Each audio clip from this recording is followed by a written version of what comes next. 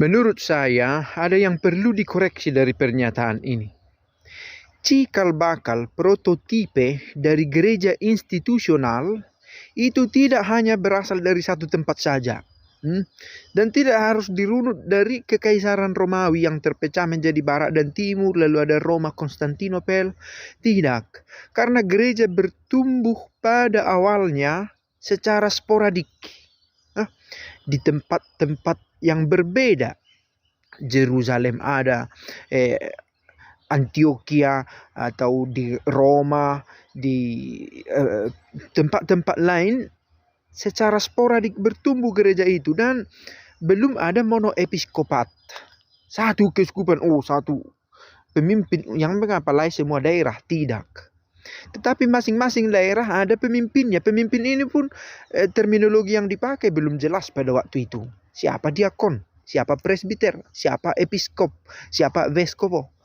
Belum jelas, ada hierarki bahwa diakon, lalu kemudian ada presbiter, lalu kemudian di antara presbiter ada episkopo, lalu di antara episkopo ada monoepiskopo arkeviskopo. Itu terbentuk berabad-abad lamanya. Jadi kalau mau kapan bersatu kembali, siapa kembali ke mana? Kan begitu ya. Nah, itu ibarat berbicara tentang Indonesia, ada kota Jakarta. Apakah Indonesia itu tumbuh dari Jakarta? Tidak juga. Sebelum menyatu sebagai satu daerah, sudah ada komunitas, sudah ada koloni penduduk di Sumatera, di Jawa, di Kalimantan, Sulawesi. Kemudian ada satu yang mempersatukannya. Itulah negara Indonesia. Demikian juga gereja. Ini harus dirunut ke tulisan-tulisan yang ekstra kanonik di luar kitab suci.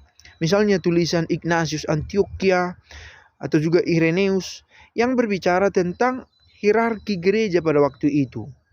Yang berbicara tentang bagaimana kiranya perlu ada satu kepala gereja. Lalu Irenaeus menuliskan, inilah urutannya mulai dari Petrus, kemudian satu pemimpin yang lain, ada nama disebut sebagai monoepiskopo. Dan ini yang mengawali adanya kepemimpinan tunggal dari gereja institusional ini. Jadi justru urutan inilah yang menjadi awal dari estafet kepemimpinan dari gereja Katolik itu, yang sampai sekarang ada nama Fransiskus yang coba diteruskan secara berturut-turut. Tetapi dalam prakteknya, cikal bakalnya secara sporadik, plural. Maka tidak bisa juga dikatakan Katolik itu harus kembali ke Antioquia. Tidak, karena selain Antioquia ada juga di tempat-tempat lain kekristenan itu bertumbuh. Dan syukurnya dulu ada kesatuan hati untuk mengatakan inilah monoepiskopo, meski otoritasnya belum seterang sekarang ini, gitu ya. Syukur ada Fransiskus sekarang, syukur ada. Karena dengan itu terang siapa pemimpin gereja itu.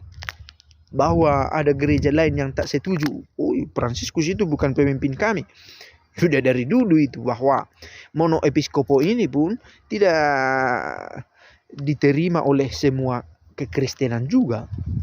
Apalagi itu dipertegas dengan ketika menyatunya boleh dikatakan kekristenan dengan Kekaisaran Romawi. Apalagi semakin dipertegas lagi dengan pemisahan kekaisaran itu antara Barat dan Timur. Untuk kepentingan administratif dari politik, situasi politik waktu itu. Ada 2 Agustus, ada 2 kaisar untuk di 2 wilayah yang berbeda. Sehingga ada juga akhirnya 2 kekuatan dan diperkuat dengan perbedaan teologis di antara keduanya. Jadi kita tidak bisa mengatakan Katolik harus pulang kemana. Sebab kepemimpinan itu secara institusional berawal di sana untuk kehadiran monoepiskop, uskup yang satu, arkeviskopo. Itu dia.